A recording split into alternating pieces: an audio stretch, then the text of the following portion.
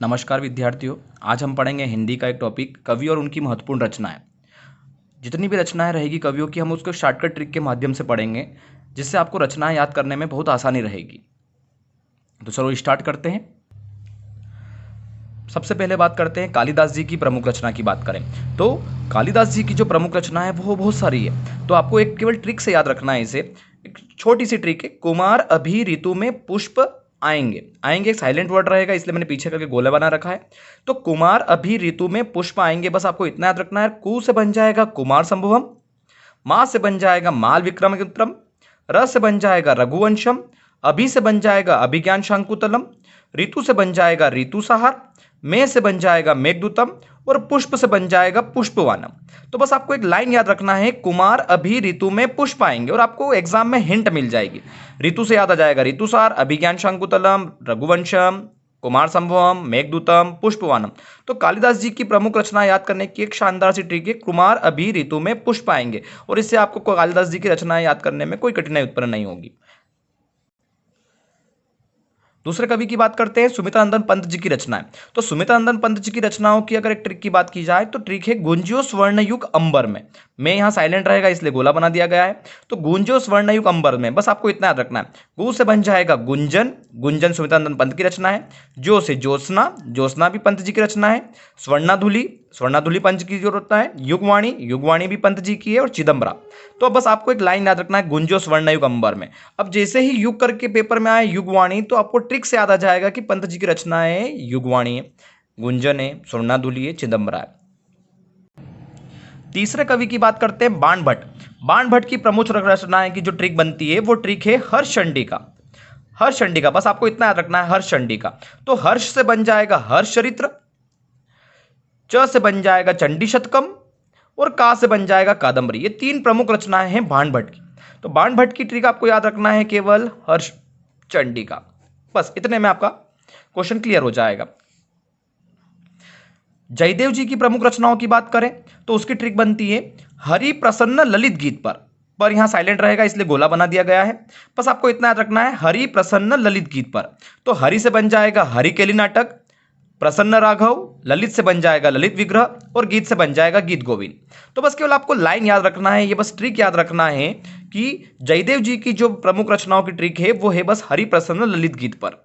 तो आपको एक दो बार इनकी लाइन को बोलना और आपको एग्जाम में हिंट मिल जाएगी। हरि से हरिकेल नाटक, प्रसन्न से प्रसन्न राघव, ललित से ललित विग्रह, गीत से गीत गोविंद। क्लियर है।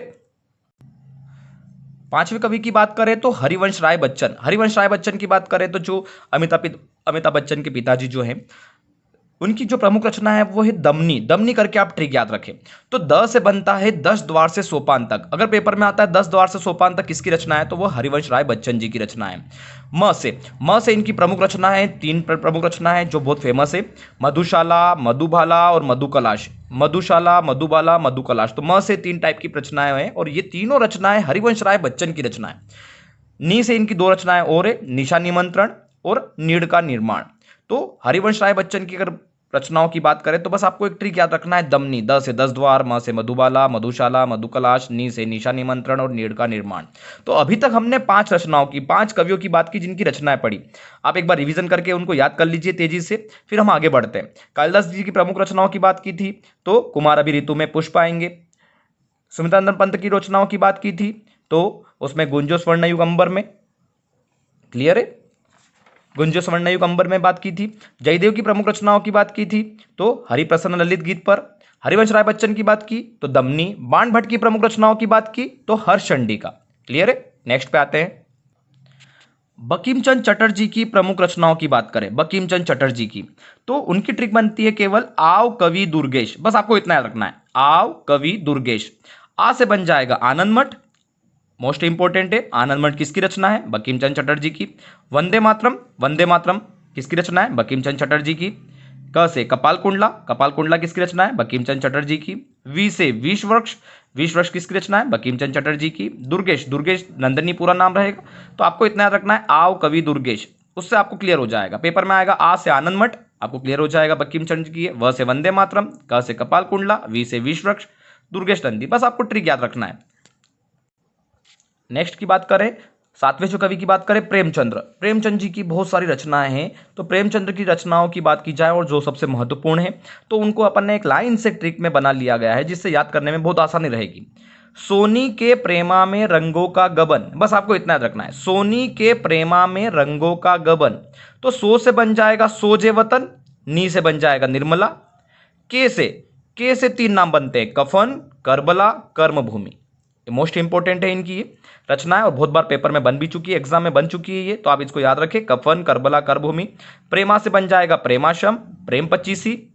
में से बन जाएगा मैदान वफा, र से बन जाएगा रंगभूमि, गो से बन जाएगा गोदान, का से बन जाएगा कायाकल्प, गबन से बन जाएगा गबन। तो आपको बस ये याद रखना है कि प्रेमचंद्र जी की प्रमुख रचनाएं कौन कौन सी है। सोनी के प्रेमा में रंगों का गबन, इतना याद रखना है और आपको क्लियर हो जाएगा जब भी एग्जाम में आएगा, चार ऑप्शंस में आपको क्लियर हो जाएगा अगर ये लाइन याद रहेगी तो। सो से सोजवतन, नी से निर्मला, के से कफन, करबला कर्मभूमि, प्रेमाशम, प्रेम पचीसी, मैदान वफा, रंगभूमि, गोदान, कायाकल्प और गबन। तो आपको केवल ये लाइन याद रखना है केवल, और आपको जितनी भी रचनाएं हैं वो क्लियर हो जाएगी। नेक्स्ट पे आते हैं, मैथिली शरण गुप्त जी की प्रमुख रचनाओं की बात करें तो मैथिली शरण गुप्त की प्रमुख रचनाओं की बात करें तो उसकी एक ट्रिक बनती है जय भाषा। जय भाषा में आया जाएगा जय से जयदत्त व्रत, य से यशोधरा, भा से भारत भारती और सा से साकेत। सिंपल सा, जय से जयदत्त व्रत, य से यशोधरा, बा से भारत भारती और सा साकेत। तो चार जो प्रमुख रचना है वो मैथिली शरण गुप्त की है। तो आपको बस इतना ही ट्रिक याद रखना है, जय भाषा। ये नोट करते चले अपनी कॉपी में तो आपको याद रहेगा, और बाद में एक साथ पूरी जितनी भी ट्रिक है एक साथ मन में रिवीजन करें तो आपको बहुत तेजी से याद हो जाएगा। क्लियर है। नेक्स्ट पे आते हैं। नेक्स्ट कवि की बात करें तो तुलसीदास। तुलसीदास जी की प्रमुख रचनाएं कौन कौन सी है, बहुत महत्वपूर्ण है कवि हैं जिनकी रचनाएं बहुत बार पेपर में बनती रहती है।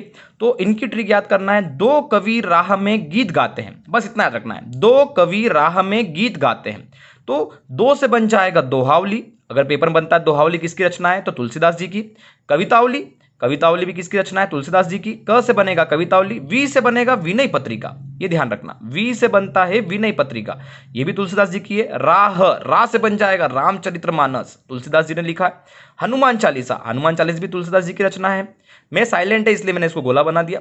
और गीत से बनता है गीतावली, तो गीतावली भी किसकी रचना है तुलसीदास जी की। तो तुलसीदास की रचना है बहुत मोस्ट इंपॉर्टेंट है, तो आपको ये याद करना आसान रहेगा। बस आपको याद रखना, दो कवि राह में गीत गाते हैं। पेपर में कवितावली लिखा हुआ है, आपको क्लियर हिंट मिल जाएगी। विनय पत्रिका लिखा हुआ मिलेगा, आपको हिंट मिल जाएगी स्टिक से। दो से दोहावली से हिंट मिल जाएगी। तो आपको बस इतना याद रखना है, बस ये बीच वाली जो लाइन है केवल यही याद रखना है। गाते हैं ये साइलेंट रहेगा इसलिए इसके ऊपर गोला लगा दिया है। तो आपको याद रखना, दो कवि राह में गीत गाते हैं, दोहावली, कवितावली, विनय पत्रिका, रामचरितमानस, हनुमान चालीसा और गीतावली। क्लियर रहेगा। अगले कवि पर आते हैं। अगले की बात करते हैं महादेवी वर्मा। महादेवी वर्मा की प्रमुख रचनाओं की बात करते हैं तो उनकी जो ट्रिक बनेगी, इनकी रचनाओं की ट्रिक बनती है वो है निशा दिया अतीत की रेखा है। निशा दिया अतीत की रेखा है। तो नी से बनेगा नीरजा, फिर नी से बनता है एक और कवि इनकी रचना है निहारिका, सा से बनता है सांध्य गीत, संध्या के गीत जो गाते हैं वो सांध्य गीत, दी से दीपशिखा, या से यामा, अतीत से अतीत के चलचित्र और रेखा से बनती है स्मृति की रेखा। तो महादेवी वर्मा की जो रचना है वो आपको ट्रिक से याद रखना है, निशा दिया अतीत की रेखा है। एक दो बार बोलोगे याद हो जाएगा, नीरजा, निहारिका, सांध्य गीत, दीपशिखा, यामा, अतीत के चलचित्र और रेखा से आ जाएगा स्मृति की रेखा। लेकिन महादेवी वर्मा की बात की जाए तो महादेवी वर्मा को जो यामा है तो यामा के लिए 1982 में महादेवी वर्मा को ज्ञानपीठ पुरस्कार मिला है। ज्ञानपीठ पुरस्कार, ये याद रखना बहुत इंपॉर्टेंट है आपके लिए। और ऐसा बोला जाता है कि महादेवी वर्मा हिंदी साहित्य में ज्ञानपीठ पुरस्कार पाने वाली पहली महिला है। तो जो पुरस्कार मिला था ये पहली महिला बनी है हिंदी साहित्य की ज्ञानपीठ पुरस्कार पाने वाली। कौन? महादेवी वर्मा। और इनको यामा के लिए 1982 में ज्ञानपीठ पुरस्कार मिला था। आपको पता होगा महादेवी वर्मा को आधुनिक युग की मीरा भी कहा जाता है। आधुनिक युग की मीरा, तो आधुनिक युग की अगर पेपर में क्वेश्चन बहुत बार बन चुका है कि आधुनिक युग की मीरा किसे कहा जाता है, तो इसका आंसर रहेगा महादेवी वर्मा को। और आपसे पूछेंगे महादेवी वर्मा को ज्ञानपीठ पुरस्कार किस रचना के लिए मिला था, तो 1982 में यामा के लिए मिला था। और पहली महिला है जिसे हिंदी साहित्य में ज्ञानपीठ पुरस्कार मिला है वो है महादेवी वर्मा। ये भी क्वेश्चन बहुत बार बनता है, आधुनिक युग की मीरा किसे कहा जाता है, तो ये याद रखना महादेवी वर्मा को कहा जाता है। और इनकी रचना कैसे याद रखोगे आप, निशा दिया अतीत की रेखा है। क्लियर रहेगा। अगले कवि की बात करते हैं तो भारतेंदु हरिश्चंद्र की प्रमुख रचनाएं कौन कौन सी है। तो इसके लिए जो ट्रिक बनेगी, अंधेरे भारत में हरि प्रेम, अंधेरे भारत में हरि प्रेम, बस इतना याद रखना है। तो अंधेर नगरी, अंधेर नगरी किसकी रचना है, भारतेंदु हरिश्चंद्र की।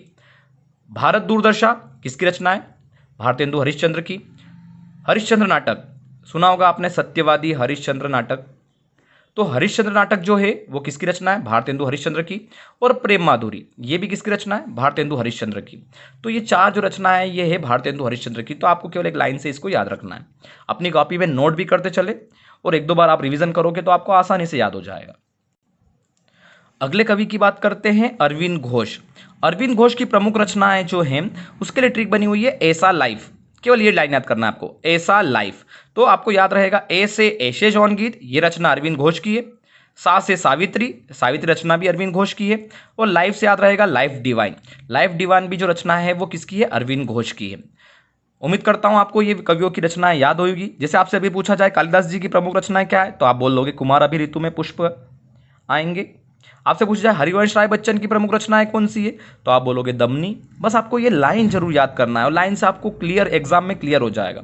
उम्मीद करता हूं आपको वीडियो अच्छा लगा होगा, और वीडियो अच्छा लगे तो लाइक करें और सब्सक्राइब जरूर करें। Thank you.